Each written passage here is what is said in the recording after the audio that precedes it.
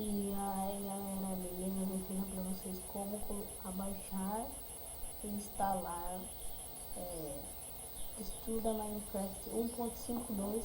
Serve para todos. Vocês vão no Google, vem aqui no Google, vocês querem abaixar Estuda Minecraft 1.52, ou coloca da sua ou da sua atualização. Vocês vêm aqui pelo link, baixa,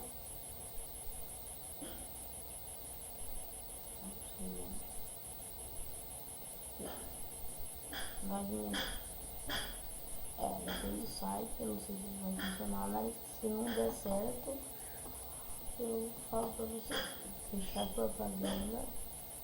Peraí, galera. Aí vocês vão, peraí, deixa eu ver se vai pegar, funcionar.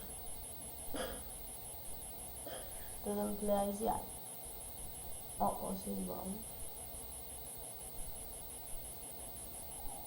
ó, vocês abrem o Google, coloquem lá no YouTube. O link eu não sei, tá galera, mas eu sei que vocês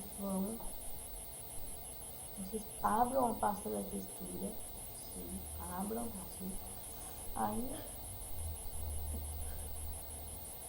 vocês vêm aqui, cadê a pasta da textura?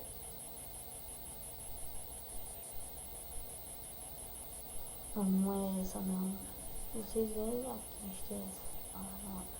Galera, vocês vêm, abram a pasta da textura, peguem e façam assim, tipo assim. Aí vocês pegam assim, não é bem assim do jeito que eu tô fazendo, é assim, ó, me confundi, tá galera, desculpa aí. Vocês copiam, vem, abram o seu Minecraft, pronto, abriu, né? Olha que baixou, foi tudo lá que sua opção. Abra o seu Minecraft, pacote de textura, abrir pasta, aí vocês vêm aqui, colam, copiar, substituir, aí pronto, gente, ó, funcionou. Aí vocês abram mais seu Minecraft e vão na textura que vocês abaixaram. Vou abrir uma textura aqui pra vocês verem como que é. Depois vocês baixem aí, porque eu não sei o link mais, mas eu vou tentar achar o link de uma textura pra vocês que não é a minha. Aí vocês, ó, funcionou galera, funcionou a textura, mas não funciona a skin, tipo, uma coisa é skin, eu não sei porque o tipo da skin, mas galera, funcionou.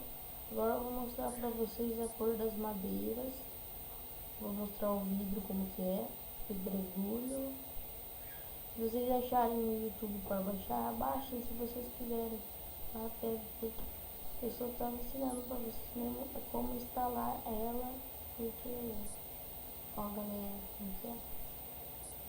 Aqui ó, pedra, o vidro é esse, tá galera? Falou, até o próximo vídeo, fui!